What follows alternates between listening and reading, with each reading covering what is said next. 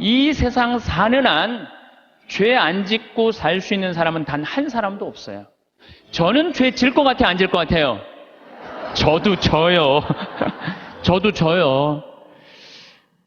제가 평택에 처음에 32살 때 본당 신부로 나갔을 때 교우들이 거의 4,000명이 넘었어요. 32살에 4,000명이 넘는 본당 신부를 했으니까 얼마나 잘하고 싶겠어요. 주일날 미사가 끝나면은 대미사 한 1,000명 정도 미사 참여를 왔어요. 그러면은 그 미사 끝에 성당 마당에서 그 교우들 손 한 번씩 잡아주려고 한 분도 안 빼고 손을 잡아주면서 눈 마주치면서 일일이 말은 다 못했지만 눈으로 잘 지냈느냐, 잘 지내라 이런 마음으로 눈인사까지 다 했어요. 그런데 어떤 경우는 또 교우가 손을 붙잡고 지난주에 뭐 우리 집 애가 아파서 병원에 갔다 왔다 뭐 이런 얘기를 하면 또 그 얘기 들어줘야 되잖아요. 그래갖고 이렇게 제가 이렇게 얘기를 들어주면서도 귀는 그분 얘기를 듣고 눈은 지나가는 분들 계속 인사를 이렇게. 그래서 저는 제 나름대로 최선을 다해서 교우들 사랑의 마음을 전했다고 생각을 했어요. 근데 다음 주에 고해소에 들어와갖고 자매 하나가 막 우는 거예요. 신부님, 왜 나를 무시하느냐? 내가 돈이 없어 무시하냐? 아니면 사회적 지위가 낮아서 무시하냐? 내가 세상에서까지 무시받는데 성당에 와서까지 무시를 받아야 되느냐? 아니 그게 무슨 말씀이냐고? 그러면은 이 자매가 하는 말이 왜 지난주에 내 인사를 안 받냐? 남들 인사는 다 받고. 참, 저는 나름대로 교우들한테 다 한다고 했는데 그 와중에도 내가 그분의 인사를 받지 않았기 때문에 그분은 일주일 동안 내가 미웠던 거야. 내가 믿기도 하고 내가 성당에서 신부님한테 내가 이렇게 무시를 당하고 살아야 되나 굉장히 괴로웠던 거죠. 그래서 내가 그 고해 성사에 머리를 뒤찌고 하는 말이 있어요. 그래, 사는 게 죄다. 사는 게 죄야. 사는 게 죄예요. 어떨 때 보면 이쁜 것도 죄예요. 이쁜 것도. 성당에 이쁜 여자 나오잖아요. 그럼 마음 산란해요. 이쁜 것도 죄야. 또 이쁜 여자가 또 그냥 거기서 그냥 막 성당에서 그냥 활동도 하고 막 빛이 나면은요 더 미운 거죠. 나는 왜 저렇게 이쁘게 태어나지 못했을까? 어떨 때 보면은 이쁜 것도 죄예요. 여러분들은 성당에 열심히 나오고 싶어요. 자녀들 손잡고 남편하고 같이 행복하게 성가정 이루고 살고 싶어. 예수, 마리아, 요셉이 이룬 성가정. 여러분 다 그런 꿈이 있죠? 정말로 다 같이 미사 참여에 손잡고 하고 싶은 꿈이 있는데 자식은 성당 가자 그러면은 마치 성당 가는 건 구닥다리나 하는 것처럼 엄마나 가라 그러고 성당 가는 거 무시할 때 내가 무시당하는 게 아니라 예수님까지 무시당하는 기분 들 때 우리가 너무너무 슬퍼요. 남편은 또 술 먹고 바람 피고 때리고 폭력을 하면은 여러분들 그런 남편 정말로 죽이고 싶을 때도 있잖아요. 정말 난 착하게 살고 싶은데 마음에 죽이고 싶은 생각이 들 때가 있어요. 얼마 전에 어떤 할머니가 56년 동안 남편이 계속 때렸던 거예요. 근데 이 할아버지가 이 병이 누워갖고 치료하자고 그러는데도 또 그날도 때린 거예요. 그러니까 할머니가 홧김에 그 할아버지를 결국은 죽였잖아요. 그러니까 그 할머니는 평생 맞으면서도 가정을 지키고 싶었던 거예요. 그런데 그런 조그만 죄들이 쌓여서 제 생각에는 큰 죄가 되는 것 같아요. 조그만 죄들이. 나는 착하게 살고 싶은데 세상에 가만 놔둬요, 안 놔둬요? 가만히 안 놔두잖아요. 나 성당에서 신앙생활 열심히 하고 싶은데 다른 사람이 나 욕하고 헐뜯으면은 내 마음 안에서 미움이 생겨요, 안 생겨요? 나는 정말로 착하게 살고 싶은데 남들이 가만히 안 놔두는 거야. 또 보이스피싱 있잖아요. 금쪽 같은 아들이 서울 가서 공부 잘하고 있는데 갑자기 전화가 한 통 온 거예요. 지금 아들이 교통사고가 나갖고 지금 병원에 내가 데려다 준 사람이다. 이 응급실에 했는데 수술 안 하면은 죽는다. 빨리 돈 좀 보내라. 아니 아들이 죽는다는데 묻지도 따지지도 않고 어떻게 해요? 돈 300만 원 보내줬어. 그랬더니 한 10분 후에 아들이 전화하는 거, 엄마 잘 있느냐고. 멀쩡한 아들이. 이미 돈은 보냈는데. 그렇게 2008년부터 3만 건이 넘는 보이스피싱에 우리 순진한 사람들이 얼마만큼의 돈을 손해를 받느냐면 3,700억을 손해를 봤어요. 3,700억을. 그러니까 그 착한 사람들이 그렇게 돈이 사기당했다고 생각했을 때 화가 나요, 안 나요? 화가 나요. 착하게 살고 싶은데도 세상이 가만히 놔두지 않는 거예요. 근데 여러분들, 여기 계신 여러분들 대부분이 착하게 살고 싶은 분들일 거예요. 그러니까 이 시간에 여기 나왔겠죠. 한번 착하게 살아보고 싶은 의지가 있는 분들 아니에요. 근데 남을 죄짓게 하는 사람들은 반드시 하느님께서 거기에 응당한 대가를 치른다고 예수님 말씀하시잖아요. 예수님께서 이런 말씀을 하시죠. 남을 죄짓게 하는 일이 일어나지 않을 수는 없다. 참 중요한 말을 해요. 우리가 세상을 살면서 남을 죄짓게 하는 일을 안 일어날 수는 없다. 그러나 불행하여라. 그러한 일을 저지르는 자, 이 작은 이들 가운데 하나라도 죄짓게 하는 것보다 연자매를 목에 걸고 바다에 내던져지는 편이 훨씬 낫다. 너희는 스스로 조심하여라. 우리 이 세상 살아가면서요, 나도 죄를 안 짓고 살아야 되지만 나로 하여금 다른 사람이 죄를 져서는 안 된다는 거예요. 그래서 항상 죄에 대해서 경계를 해야 되는 거죠. 그래서 여러분들 주위 중에 지금 사기치는 사람들, 남 괴롭히는 사람들, 이런 사람들 누가 다 대신 벌 줄 거야? 하느님께서 대신 다 벌 줄 거예요. 그래서 여러분들이 직접 벌 주지 마세요. 누구한테 미뤄? 하느님한테 미뤄. 하느님이 좀 알아서 좀 해달라고. 그래서 이 세상에서 제일 회개시키기 힘든 사람이 어떤 사람이냐면은 자기는 죄 지은 게 하나도 없고 다 남 탓이라고 생각하는 사람. 마누라 실컷 두들겨 패고 난 다음에 당신 마누라 때리면 안 된다고 그럴 때 나는 잘못한 거 하나도 없다. 저 마누라가 잘못해서 내가 두들겨 팬 거다. 이런 사람은 회개시킬 수가 없어요. 그러니까 여기 계신 분들 중에 나는 지금 잘하고 있는데 남들이 잘못돼 갖고 내가 죄를 짓는 거다. 내가 때리거나 이러는 거다. 이거 큰 위험에 빠진 분들이에요. 옛날에 러시아에 신부님이 한 분 계셨어요. 이 신부님은 이렇게 시내 본당 신부님이었어요. 근데 이렇게 가정방문 아침에 나가고 병자성사를 나갈 때 보면 그 앞에 몸 파는 여자들이 그냥 성당 앞에 시내니까 쫙 있었어요. 그래갖고 밤새 막 옷 그런 거 그냥 빨아놓고 걸어놓으면은 신부님이 나가면서 회개하라고, 니네들 때문에 수많은 사람들이 죄 속에 빠지고 너희들도 죄의 굴레 속에서 산다고, 회개 안 하지면은 너희들은 지옥에 갈 것이라고. 신부님 나갈 때 또 들어올 때 또 그냥 밤에 그냥 여자들이 그냥 몸 판다고 쫙 이상하게 옷 입고 앉아 있으면은 그냥 신부님 눈꼴이 시잖아요. 그러니까 뭐라 그래? 회개하라고. 너희들 그렇게 죄 지면은 지옥에 갈 거라고. 그래서 신부님이 평생 그 여자들한테 회개하라고 얘기를 했어요. 그래도 이 여자는 먹고 살아야 되니까 그냥 신부님이 그럴 때마다 눈물을 흘리고 회개를 했어요. 그런데 신부님이 그렇게 열심히 하늘나라 선포하다가 돌아가셨어요. 돌아가셨는데 신부님이 돌아가신 날 그 성당 앞에서 맨날 몸 팔던 여자도 같이 죽은 거야. 똑같은 날. 그래갖고 이제 베드로 성인 앞에 가고 이제 천당, 지옥, 연악, 도정을 딱 받으려고 이렇게 줄 서서 있는데 신부님이 가만히 보니까 평생 몸 팔고 살던 여자가 앞에 딱 서 있는 거야. 이 여자가 내 앞에 있네? 그래갖고 이제 저 여자 평생 죄 짓고 산 여자니까 저 여자는 지옥에 갈 거야. 그리고 이렇게 있는데 베드로 성인이 그 여인을 보더니 안다는 듯이 싹 웃으면서 이 치부책을 대충 넘기는 거야. 대충 넘기더니 핸대는 소리가 천당 도장을 딱 찍어주는 거예요. 신부님이 뒤에서 기가 막히잖아요. 저 여자가 어떻게 산 거 알면은 천당이라는 도장을 찍어줄 리가 없는데 저런 여자가 천당이면은 나는 만당이겠다. 만당. 저런 여자가 천당이면 난 만당이겠다. 그래갖고 신부님 차례가 딱 됐는데 베드로 성인이 신부님을 딱 보더니 안 됐다는 듯이 이렇게 쳐다보더니 이 장부를 자세히 꼼꼼히 넘기는 거예요. 그러더니 베드로 성인이 신부님은 지옥이라고 지옥 도장 딱 찍은 거예요. 신부님이 따졌죠. 지금 베드로 성인 제정신이냐고. 평생 몸 팔고 산 저 여자는 천당이고 하느님 나라 평생 선포하고 산 난 왜 지옥이냐고. 이유를 대라고. 그랬더니 또 신부님이 또 컴플레인을 하니까 이거 그냥 넘어갈 수가 없어서 그럼 내가 장부를 다시 한번 보겠다고. 그랬더니 그 여자 장부를 막 넘기더니 이 여자 천당 맞다고. 그리고 신부님 장부를 다시 보니까 신부님 지옥 맞다고. 이유가 뭐냐? 그랬더니 베드로 성인이 이런 말을 해요.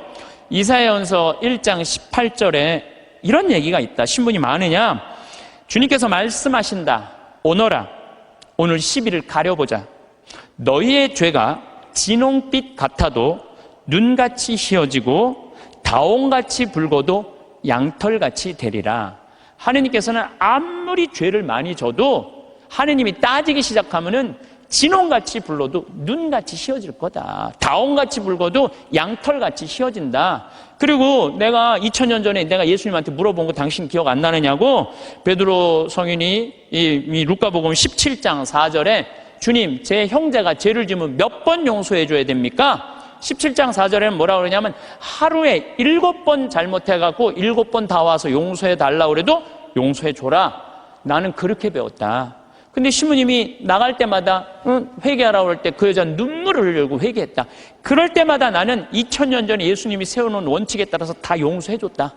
그래서 이 여자는 평생 매일매일 용서를 빌어서 이제는 용서해 줄 게 없다. 근데 신부님은 평생 살면서 남 회개해라, 지옥에 간다 말은 했는데 신부님은 한 번도 하늘에 대고 눈물을 흘리면서 용서 청한 적이 없다. 근데 신부님이 평생 살면서 죄 한 번도 안 졌냐? 봐라, 이거 평생 쌓인 장부 한번 쫙 해고 신부님이 그걸 보고 아무 말도 안 하고 스스로 지옥으로 걸어 들어갔다는 이야기가 있어요. 인간으로 태어난 이상 우리가 죄를 안 짓고 살 수는 없습니다. 근데 제가 이렇게 가만히 보면요, 시골에서 사는 분보다는 도시에서 사는 분들이 죄를 훨씬 더 많이 져요.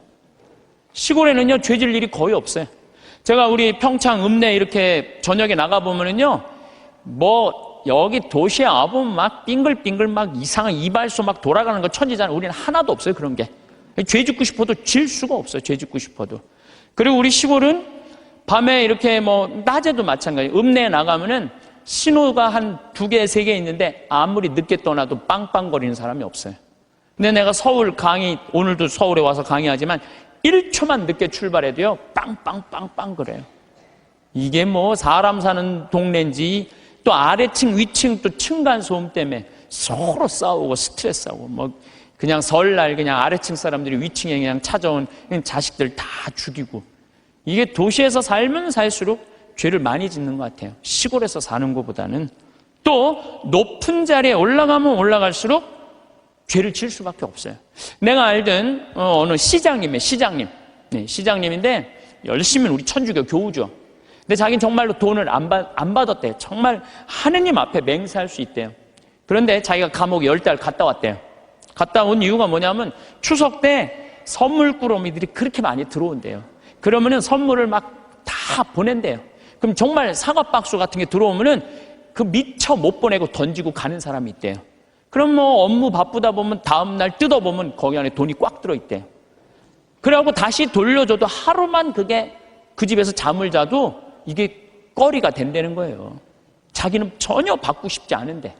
그러니까 높은 자리에 올라가면 올라갈수록 죄 짓고 싶지 않은데 그래서 여러분들 출세하는 거 그렇게 좋아할 거 없다는 거예요. 높은 자리에 올라가면은요, 죄 지을 수 있는 기회가 훨씬 많아요. 많이 가지면 가질수록 죄를 더 많이 짓는. 부자가 하늘나라 들어가는 것보다는 낙타가 바늘구멍 통과하는 것이 훨씬 쉽다고 예수님 말씀하셨잖아요. 많이 가진 사람 많이 내놔야 돼요. 빌 게이츠, 워런 버핏 이 두 사람이 얼마를 만들어놨냐면 1000억 달러를 만들어놨어요. 1000억 달러. 빌 게이츠는 600억 달러를 내놓고 워런 버핏은 300억 달러를 빌 게이츠한테 줬어요. 자선재단에. 그럼 웬만한 사람이면은 자기가 만들고 싶잖아요. 300억 달러면. 참, 우리나라 전 대통령 300억 원을 냈다고 그러는데 이 빌 게이츠, 워런 버핏은 자기가 관리하지도 않아요. 빌 게이츠한테 줬어요. 왜 그랬냐고 그러니까 나보다는 빌 게이츠가 훨씬 자선 사업을 잘해왔기 때문에 잘할 것 같아갖고 300억 달러를 냈다는 거예요. 얼마나 멋있어요. 그러니까 미국의 부자들은 존경받는 거예요. 근데 우리나라 부자들은요, 이게 내놓는 걸 떼어놔서 안 떼어먹으면 다행일 텐데 이 세금으로 떼어먹으니까 우리나라는 부자에 대한 거부 반응이 있는 거예요. 예수님이 그랬어요. 많이 가진 사람은 많이 내놔야 된다. 많이 가진 사람.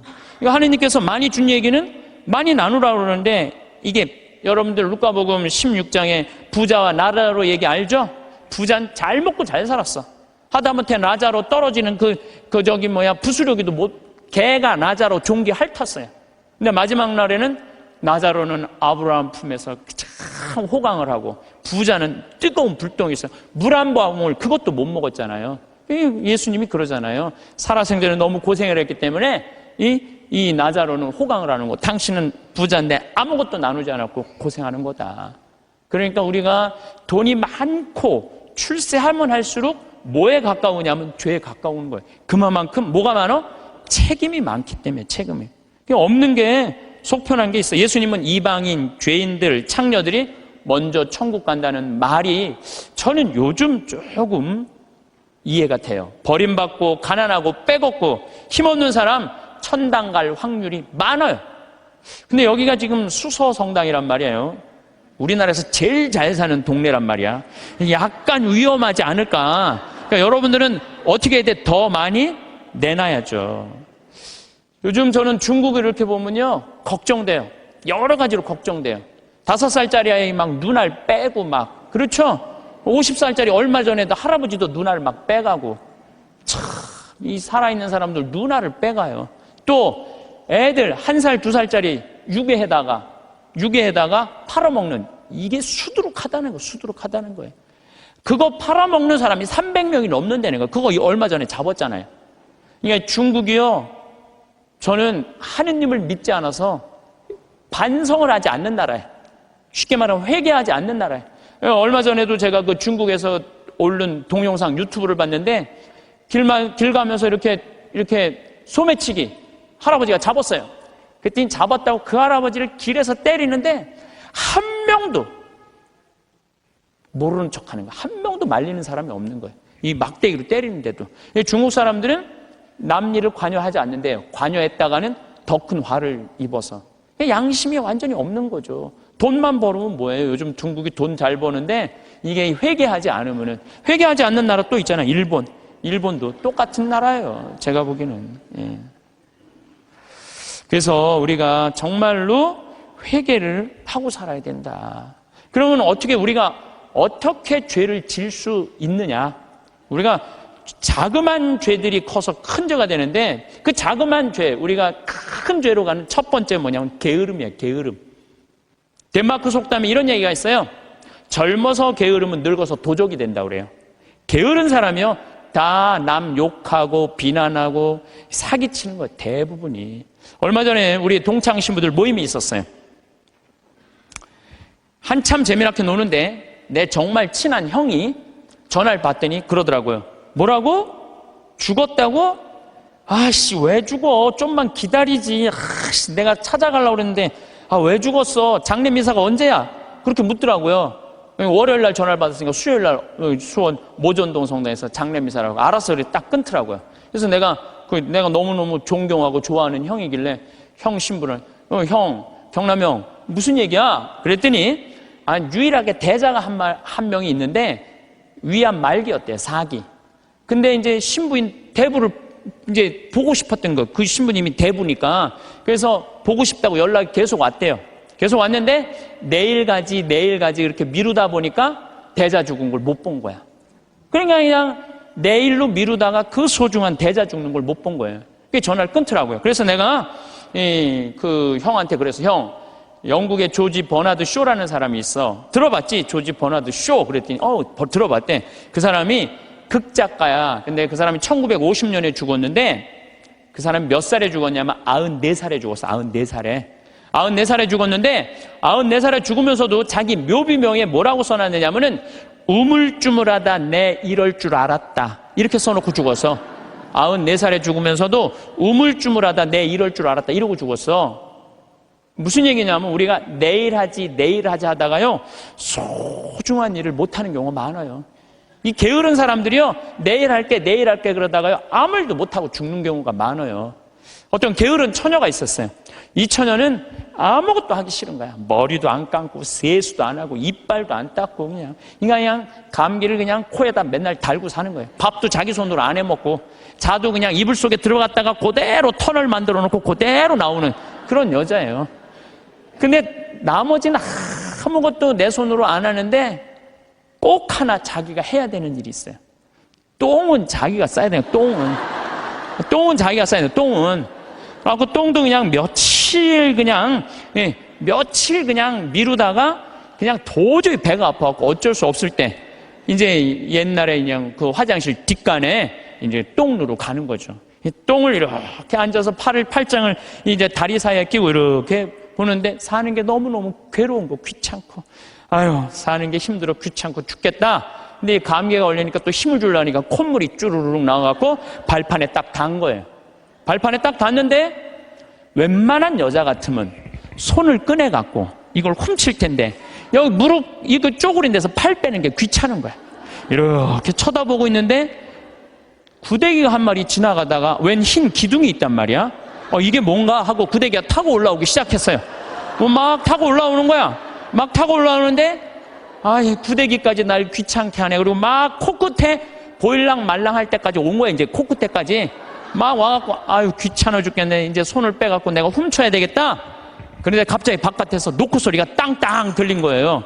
그랬더니 이 여자 너무 깜짝 놀라고 어떻게 했냐면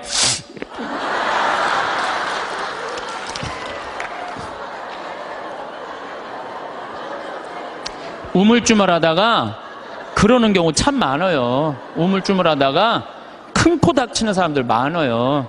여러분들 이런 분들도 많아요. 성당 나가. 나중에 나갈게. 내가 좀 더 늙으면 나갈게. 그러다가 성당 나가서 회개도 안 하고 정말 하느님 만나지도 않고 그러다가 갑자기 죽는 경우 많아요. 막 게으른 처녀나 내일 가지 그러다가 그 중간에 그냥 시모님한테 병자성사도 못 받고 죽는 사람이나 뭐 달라요? 달릴 게 뭐 있어요? 우리 생태마을에는 이제 그 여름에 환경 피정을 해요. 전국에서 70개 성당이 와요. 그럼 애들이 한 3,000명 정도 와요. 그럼 2월 달에 예약이 끝나요. 그럼 어떤 성당은 2월 달부터 계속 답사 와요. 답사 오고 프로그램 확인하고 선생님, 신부님, 수녀님들이 다 와갖고 궁금한 거 있으면 다 물어봐. 그런 성당들은요 와서 프로그램 잘하고 가요. 근데 어떤 성당은 답사도 안 오고 전화도 안 하고 프로그램 문의도 전화 안 해. 6월달, 7월달 하기 전에 6월달에 오리엔테이션을 해요. 전국에 있는 성당에 다 오라 그래갖고 하루. 그래서 프로그램 다 답사식 그것도 안 와. 아무 준비도 안 하고 딱 왔다가 내가 이럴 줄 알았으면 여기 안 왔다고. 그리고 그냥 2박 3일 동안 싸우고 가는 성당들도 있어요. 보면은. 인생에 있어서 준비가 안 돼 있는 사람들은 항상 싸워요. 항상. 보면은, 우리 생태마을에도 우리 직원들 이렇게 보면은, 야, 여기 고추밭에 대 좀 한 100평 좀 전부 다 걷어놔. 저녁에 와보면 안 걷어놨어. 그럼 왜 안 걷어놨어? 태풍이 온다고 그랬다. 누가 일을 시켰다. 계속 핑계를 대요. 그럼 내가 잘라요. 게으른 사람은 어떻게 했어요? 자르면 또 우린 대개 서울, 경기도에서 이제 다 취직을 해갖고 하잖아요. 집에 가갖고는 또 뭐라고 했냐면 그 생태마을 망해야 된다고 그런 데는 막. 꼭 게으른 사람들이 남 핑계를 많이 대요. 마태복음 24장 45절에 보면 충실한 종과 불충실한 종 얘기가 나와요. 주인이 자기 종에게 집안 식솔들에게 제때 양식을 내줬는데 그렇게 하는 슬기로운 종이 있는가 하면은 주인이 늦게 오려니 하고 술 먹고 때리고 이래갖고 주인이 갑자기 어느 날 와서 당황한다 이거죠. 그러니까 여러분들 우리가 인생을 살 때는 항상 부지런해야 돼요. 그러니까 여러분들 앞으로 5년 후에 내가 뭘 할 거다, 10년 후에 뭘 할 거다, 20년 후에 뭘 할 거다, 30년 후에 뭘 할 거다, 이거 계획 서 있어야 돼, 안 서 있어야 돼요?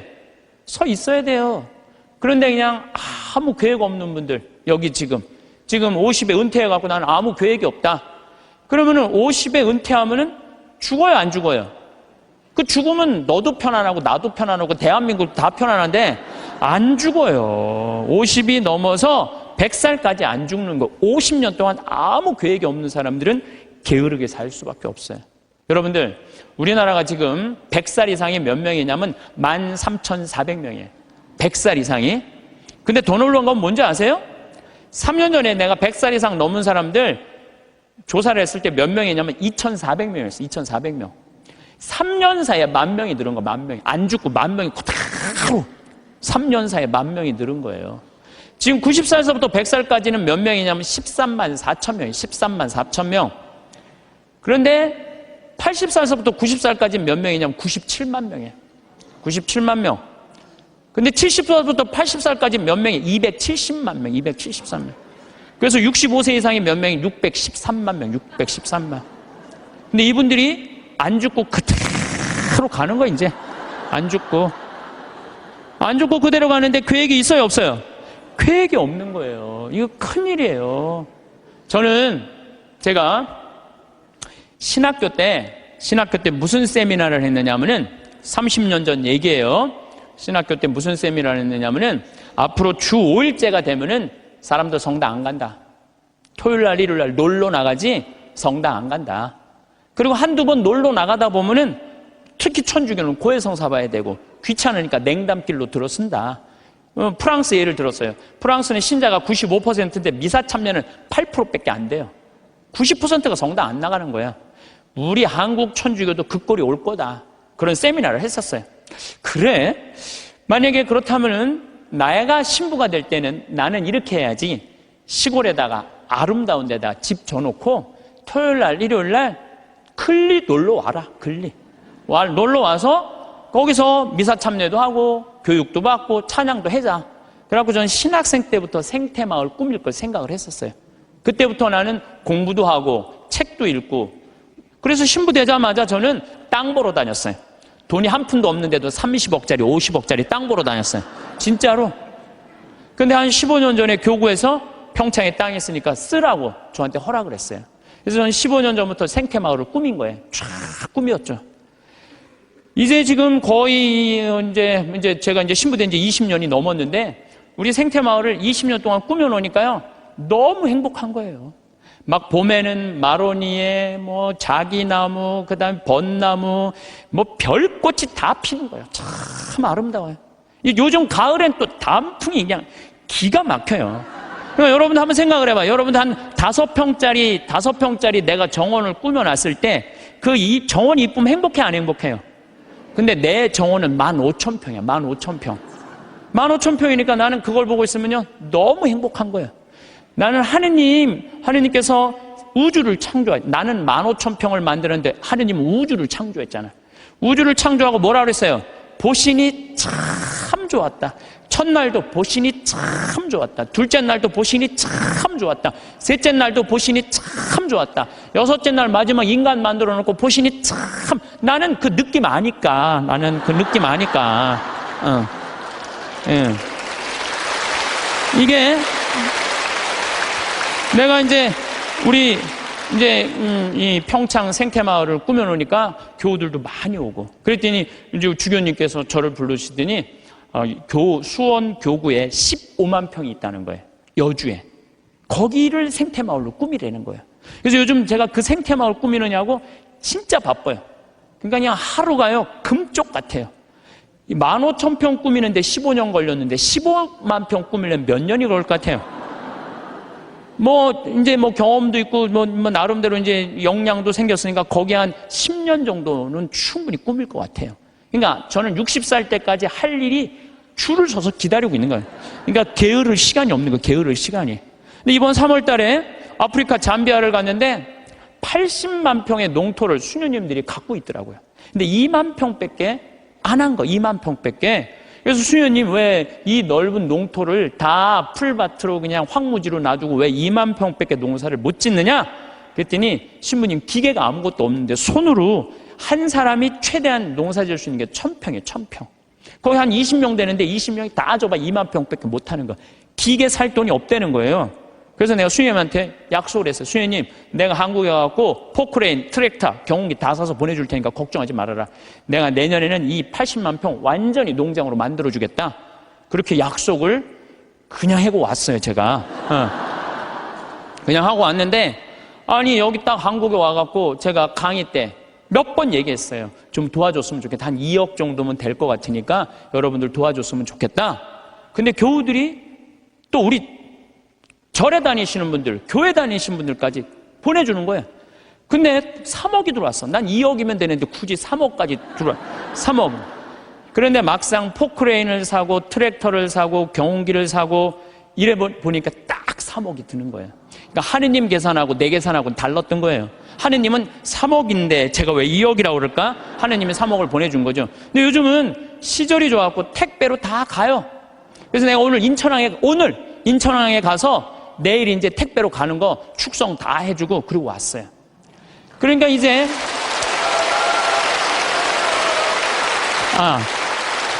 이거는 제가 박수를 받아야 될 게 아니고 정말로 함께 해줬던 그 많은 분들 1,000만 원씩 봉헌해 주신 분들이 받을 박수예요. 전 아무것도 한 게 없어요. 그러니까 이제 거기 갖고 이제 80만 평 농토를 꾸미고 거기를 나는 대학까지 해줄 생각이에요. 대학까지. 그 대학까지 만들어 주려고 생각을 해보니까 또 한 10년은 내가 그러니까 난 70살 때까지 일이 기다리고 있는 거예요. 70살 때까지 우리 신부들이 70에 은퇴하거든요. 근데 은퇴하기 전까지는 나는 일이 기다리고 있는 거예요. 게으르지 않을 수 있는 거죠. 그럼 이제 70살 넘어서는 뭘 할까? 우리 동창 신부들끼리 모여갖고 야, 우리가 70살이면 지금 70에 은퇴하라고 그러는데 70이면 지금 다 아저씨 같잖아요. 그렇죠? 그럼 70에 우리 뭐 할까? 그래갖고 우리 신부들끼리 모여갖고 한 얘기가 그 얘기야. 야, 우리 70 넘으면 있잖아.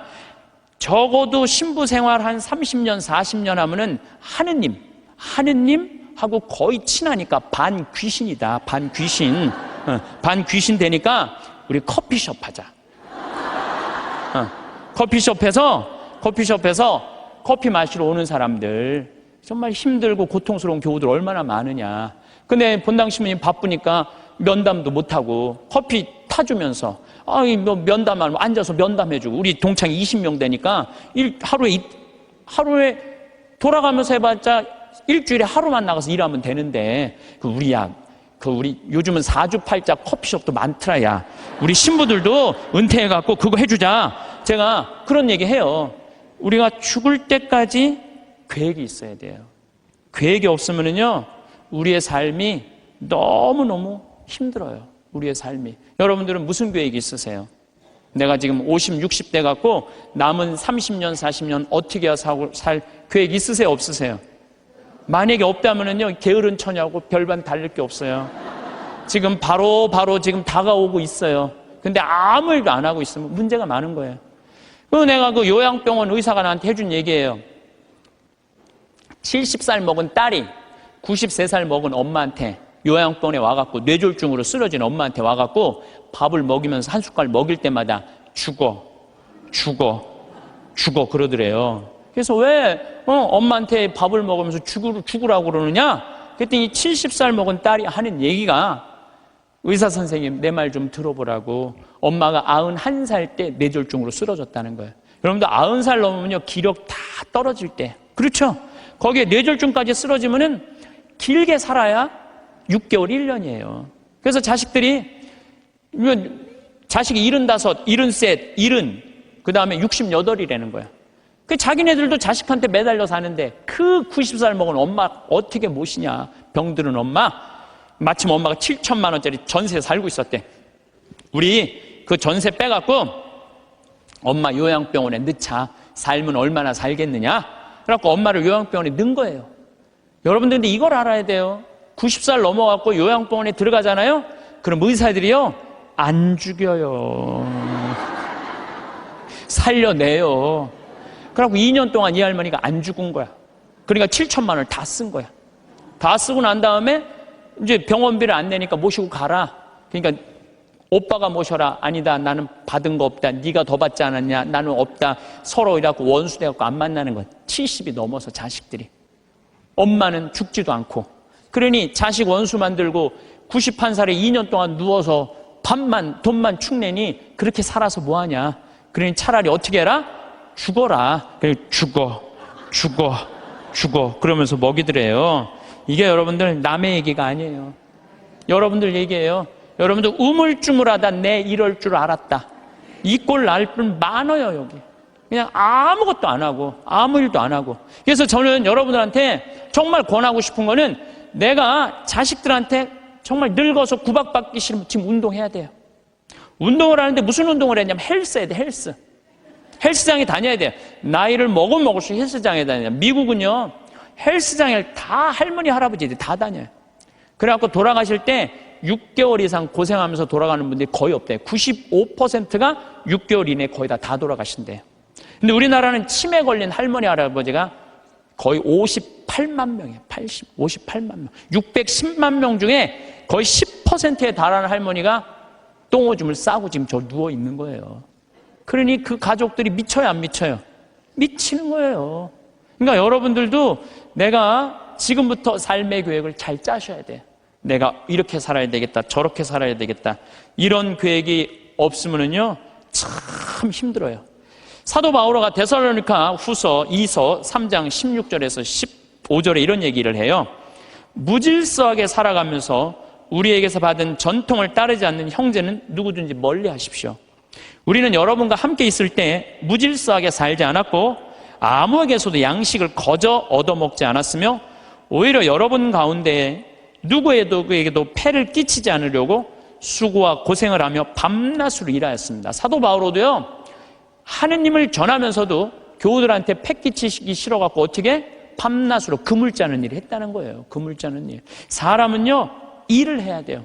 일 안 하는 사람들이 다 남 탓하고 남 비난하고 이러는 사람들, 일 안 하는 사람들이, 사실 우리는 여러분 곁에 있을 때 일하기 싫어하는 자는 먹지도 말라고 거듭지시하였습니다. 일하기 싫어하는 사람은 먹지도 말라 이거예요.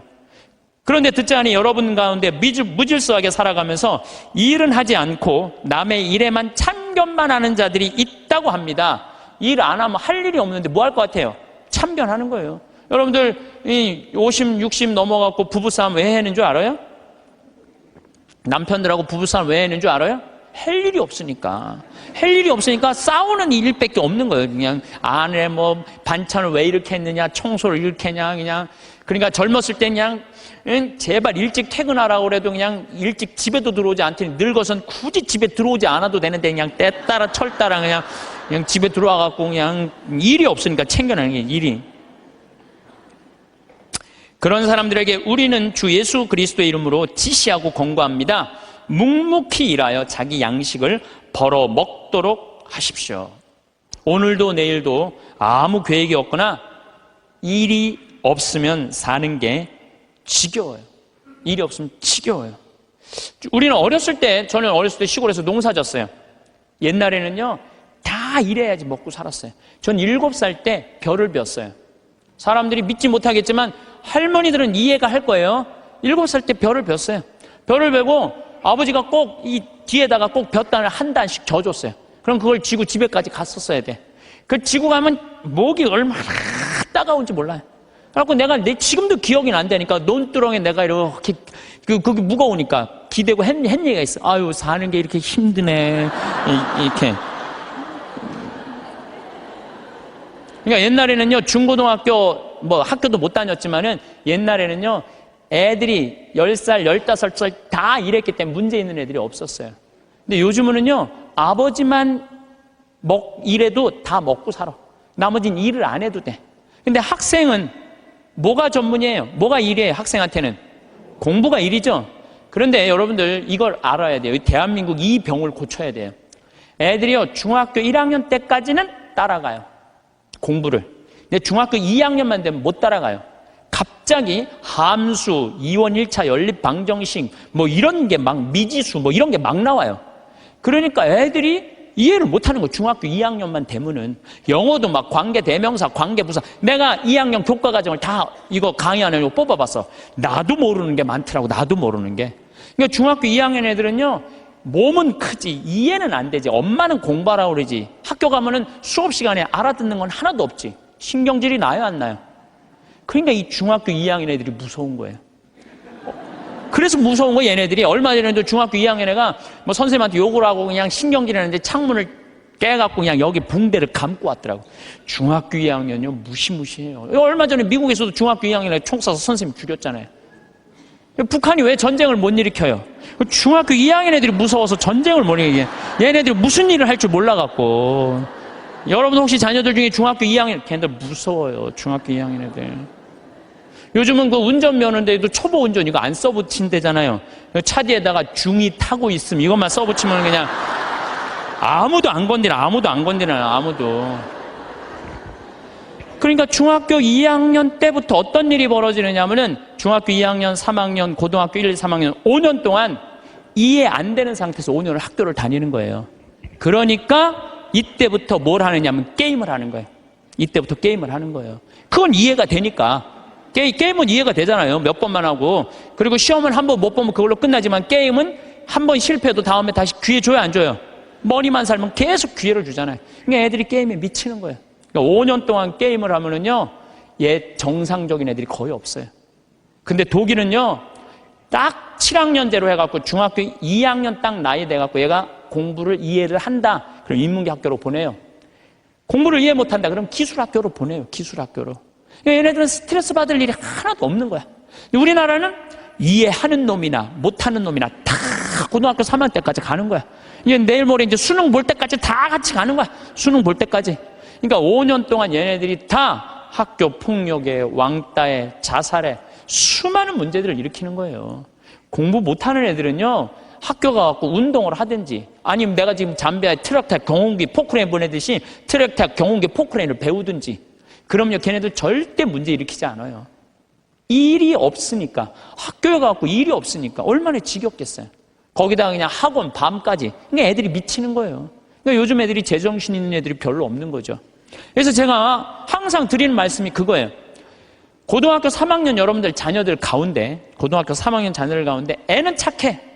등치는 산만하고 머리가 안 돌아가. 그런 애들은 우리 생태마을에 취직시키세요. 우리 생태마을에 지금 농장도 10명이 필요하고 주방도 10명이 필요해요. 왜냐하면은 농장에요, 천지가 돈이에요. 여러분 고개만 돌리면 천지가 돈이에요. 왜? 이 10월 1일부터 한 20일까지 깻잎 따거든요. 깻잎만 작년에 우리가 5천만 원어치 깻잎을 담아서 팔아요. 그러면은 2억 원어치를 따도 2억 다 팔아요. 근데 딸 손이 없는 거야, 딸 손이. 깻잎 끝나고 나면 콩잎, 이 콩잎 누런 거, 이거 다 돈이에요, 다 돈이에요. 그것만 따갖고 된장 속에 박아두면은 서울 사람들 그것만 먹으면 이거 어디서 사느냐고. 다 돈이야, 다 돈.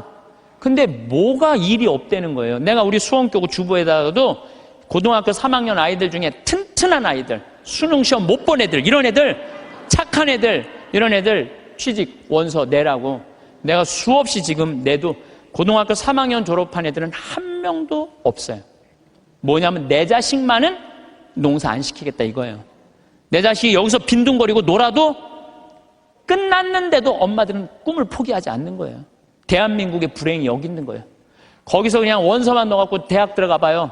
그럼 끝나고 난 다음에 취직 안 되면. 그래서 캥거루가 우리나라가 47만 명이에요. 엄마의 그 뱃속에서 25, 30살이 됐는데도 직장을 못 구하고 그냥 집에서 엄마 뱃속에서 그냥 거기서 용돈 받아갖고 쓰는 애들 캥거루가 47만 명이래. 47만 명. 그러니까 그 집들이 다 스트레스 받는 거야. 죽이느니 원수니 너 같은 걸 낳고 내가 미역국을 끓여 먹은 내가 미친놈이라는 둥 뭐 이런 일들이 벌어지는 거예요. 저는 그래서 이런 생각이 들어요. 지금 시골에 우리가 농민들이 한 350만, 한 360만 정도 되는데 다 70, 80, 90의 나이가 취직 그 집에 다 테란이에요. 다. 지금 20대들 놀고 집에서 컴퓨터 게임 이거 하는 애들 전부 다 거기 취직시키라는 거예요. 뭐 국가에서 월급도 좀 주고 그래갖고 앞으로 블루오션은 농업이에요. 농업이 블루오션이에요. 사람이요 일을 해야지 죄를 안 져요. 일하는 사람은요 남 탓할 시간 없어요. 남 핑계 댈 시간 없어요. 일이 막 하는 사람들 하루하루가 금쪽 같은데 남 욕할 시간이 어딨어. 아무것도 할 일 없는 사람이 대통령부터 저 밑에까지 다 욕하는 거예요. 온갖 거 다 참견하면서 다 일 없는 사람들이 남 욕하는 거지 일 있는 사람은요 남 욕할 시간이 없어요. 그래서 우리가 진짜 무서운 거는 일을 안 하는 거다. 요즘 일하고 싶어도 일자리가 없다고들 하는데 우리나라들 중소기업, 농촌 천지가 일손이 모자라요.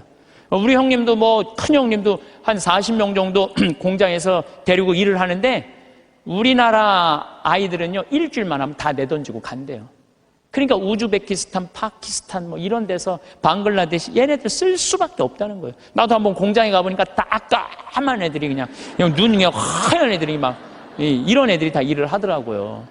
그러면서도 우리는 일자리가 없다고 이러니 이게 얼마나 얼마나 답답하냐 이거예요. 여러분들, 섹스피어는 이런 얘기를 해요. 잠자는 거인보다는 부지런한 난장이가 낫다 그래. 아무리 능력이 뛰어난 자라도 부지런한 사람을 이길 수가 없어요. 그러니까 여러분들 자녀들 중에 대학을 나왔어, 최고의 교육을 받았어, 근데 일을 안 하면요 아무 소용이 없는 거예요. 고등학교, 중학교 나왔지만 열심히 일하면요 얘네들이 훨씬 낫다는 거예요. 근데 우리나라는 노동의 신성한 가치를 꼭 펜대를 굴려야지 훌륭한 사람이란 이 머릿속에 이 게으름 때문에 대한민국이 죄 속에 드는 거예요. 저는요 무슨 성폭력, 뭐 학교폭력, 뭐 자식이 부모 죽이고 노름하고 게임하고 다 뭐 때문에 일이 없어서 일만 하면요 이런 죄들 싹 없어져. 우리 뭐 농장 직원들이 하는 얘기가 있어요.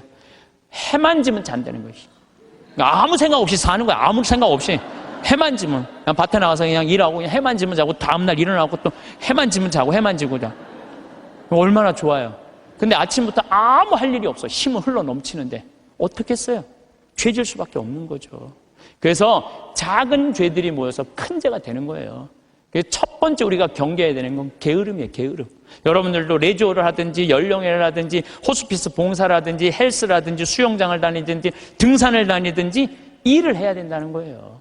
살아가다 보면 크고 작은 일들이 참 많습니다. 매 순간 우리는 선택하고 그 선택들이 모여 삶의 무늬를 만듭니다. 때로는 좋은 마음으로 한 행동이 다른 이에게 상처를 주기도 합니다. 마음속 생각과 겉으로 드러난 결과가 항상 같지는 않기 때문입니다. 사람의 마음은 참으로 복잡하여 같은 말도 듣는 이의 마음에 따라 다르게 새겨지기도 합니다. 의도하지 않았지만 나도 모르는 사이에 누군가의 마음에 작은 돌멩이를 던질 때도 있습니다. 이것이 바로 인간관계의 어려움이며 삶의 여러 모습입니다. 어쩌면 완벽하게 좋은 뜻만 전달되는 소통은 없을지도 모릅니다. 서로의 마음을 온전히 이해한다는 것은 참으로 어려운 일입니다. 예쁜 꽃을 보고 잠시 마음이 흔들리거나 남이 가진 좋은 것을 보고 부러워하는 마음, 다들 한 번쯤 느껴봤을 감정입니다. 이런 감정들은 자연스러운 것입니다. 하지만 그 감정이 어디로 흘러가는지 가만히 들여다볼 필요는 있습니다. 부러움이 시기심으로 변질되거나 작은 바람이 큰 욕심으로 자라나 마음을 어지럽힐 수도 있습니다.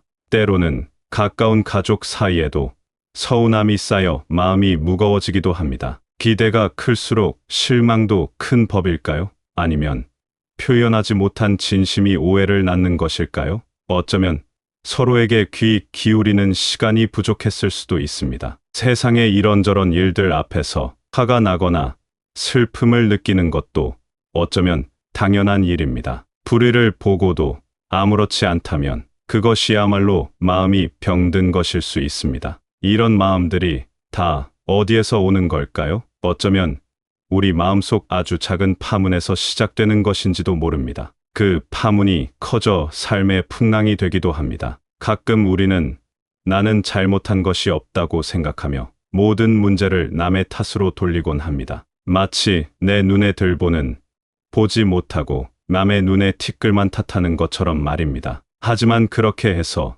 문제가 정말 해결될까요? 다른 사람을 향한 손가락질이 결국 나에게로 돌아올 때도 있습니다. 오히려 자신을 돌아볼 기회를 놓치는 것은 아닐까 생각해 봅니다. 스스로를 성찰하는 것은 용기가 필요한 일입니다. 자신의 부족함을 인정하는 것은 결코 쉬운 일이 아니기 때문입니다. 그렇다고 너무 가혹하게 자신을 책망할 필요는 없습니다. 있는 그대로의 모습을 부드럽게 바라보는 지혜도 필요합니다. 마치 방 안의 먼지는 그대로 두고 창문만 닦는 것과 같습니다. 창밖 풍경이 잠시 밝아 보일지는 몰라도 방 안은 여전히 어지럽습니다. 방 안을 깨끗이 하려면 내 주변부터 그리고 내 마음의 생각부터 살펴야 합니다. 예전에 한 마을에 사이가 좋지 않은 두 이웃이 살았습니다. 서로의 작은 실수에도 크게 화를 내며 다투기 일쑤였습니다. 담벼락 하나를 사이에 두고도 마음의 벽은 하늘까지 닿을 듯 높았습니다. 그러던 어느 날,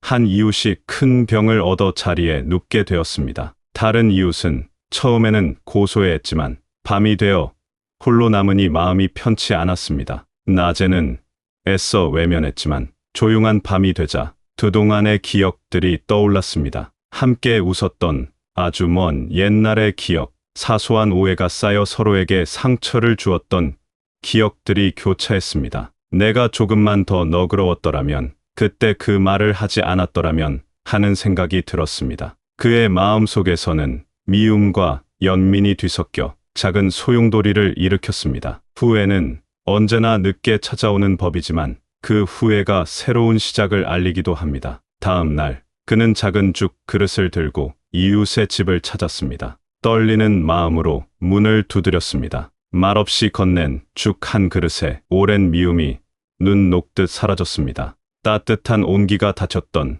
마음의 문을 연 것입니다. 이처럼 마음을 열고 다가서는 작은 용기가 큰 변화를 가져오기도 합니다. 용서는 남을 위한 것이기도 하지만 어쩌면 나 자신을 더 깊은 수렁에서 건져내는 일일지도 모릅니다. 우리가 살아가는 환경도 마음에 영향을 줍니다. 복잡하고 바쁘게 돌아가는 곳에서는 나도 모르게 조급해지고 작은 일에도 마음 쓰기 어려울 때가 있습니다. 마치 좁은 길을 많은 사람이 함께 걸을 때처럼 서로 부딪히기 쉽고 마음의 여유도 줄어듭니다. 반면 조금 더 여유로운 환경에서는 마음도 너그러워지는 것을 느낍니다. 고요한 숲길을 혼자 걸을 때처럼 생각도 깊어지고 마음도 평화로워집니다. 하지만 중요한 것은 환경보다 그 환경 속에서 어떤 마음을 갖느냐 하는 것입니다. 시끄러운 시장에서도 평온을 찾는 사람이 있고 고요한 산사에서도